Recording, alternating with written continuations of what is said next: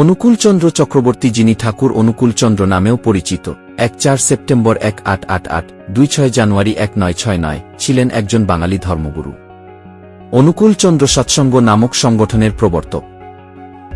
তিনি ব্রিটিশ ভারতের বঙ্গপ্রদেশের পাবনা জেলার হিমায়তপুরে জন্মগ্রহণ করেন, যা বর্তমানে বাংলাদেশের অন্তর্গত। ঝাড়খণ্ডের দেওঘরে মৃত্যুবরণ করেন। ইনি ইষ্টবৃত্তির মাধ্যমে অর্থ সংগ্রহের ব্যবস্থাপনা উদ্ভাবন করেন। অনুকূলচন্দ্র ১৮৮৮ সালের ১-৪ সেপ্টেম্বর বঙ্গপ্রদেশের পাবনা জেলার হিমায়তপুর গ্রামে জন্মগ্রহণ করেন।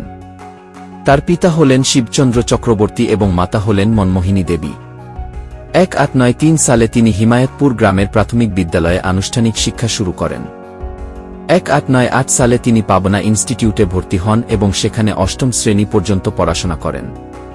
তিনি অমিতাবাদের রায়পুর উচ্চ বিদ্যালয়ে অল্প সময়ের জন্য পড়েন এবং তারপরে পশ্চিমবঙ্গের ২-৪ পরগনার মেহাটি উচ্চ বিদ্যালয়ে ১৯০৫ সাল পর্যন্ত পড়াশোনা করেন। পরে তিনি কলকাতার ন্যাশনাল মেডিকেল স্কুলে ভর্তি হন এবং সেখান হোমিওপ্যাথিতে ডিগ্রি অর্জন করে। অনুকূলচন্দ্র দেওঘরে তপোবন বিদ্যালয়, দাতব্য চিকিৎসালয়, ইঞ্জিনিয়ারিং ওয়ার্কশপ, পাবলিশিং হাউস, ছাপাখানা ইত্যাদি প্রতিষ্ঠা করেছিলেন। ধর্মকর্মের অপূর্ব সমন্বয়ে সৎসঙ্গ আশ্রম, শিক্ষা, কৃষি, শিল্প, সুবিবাহ আস্তিকের এই ৪ স্তম্ভের অভিব্যক্তি। এই আশ্রমে বিভিন্নমুখী কর্ম প্রতিষ্ঠানের বিদ্যাস্তন গড়ে উঠল। প্রাচীন ঋষিদের তপোবনের নব্তর সংস্করণ জেন, ব্রহ্মচর্য, গার্হস্থ, বানপ্রস্থ ও সন্ন্যাস সনাতন আর্য জীবনের এই ৪টি স্তরই সৎসঙ্গ আশ্রমভূমিতে এক সামঞ্জস্যপূর্ণ যুগোপযোগী রূপ লাভ করে। ঠাকুর অনুকূলচন্দ্রের আধ্যাত্মিক প্রেরণায় উদ্বুদ্ধ হয়ে দলে দলে মানুষ এসে তাঁর শিষ্যত্ব গ্রহণ করে। শরৎচন্দ্র চট্টোপাধ্যায়, নেতাজি সুভাষচন্দ্র বসু, মহাত্মা গান্ধী, লাল বাহাদুর শাস্ত্রী, গুলজারিলাল নন্দা এই সৎসঙ্গের কর্মকাণ্ড দর্শন করে ভূয়সী প্রশংসা করেন।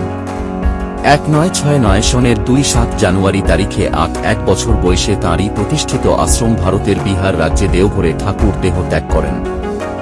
অনুকূলচন্দ্র ঠাকুর প্রায় ৪-৬টি পুস্তক রচনা করেন। এগুলোতে ধর্মশিক্ষা, সমাজ সংস্কার, প্রচলন প্রভৃতি বিষয়ে আদর্শ ও উপদেশসমূহ বর্ণিত হয়েছে। এর মধ্যে উল্লেখযোগ্য: সত্যানুসরণ, পুণ্যপুঁথি, অনুশ্রুতি ৬ খণ্ড, চলার সাথী, শাশ্বতী ৩ খণ্ড, বিবাহ বিধায়না,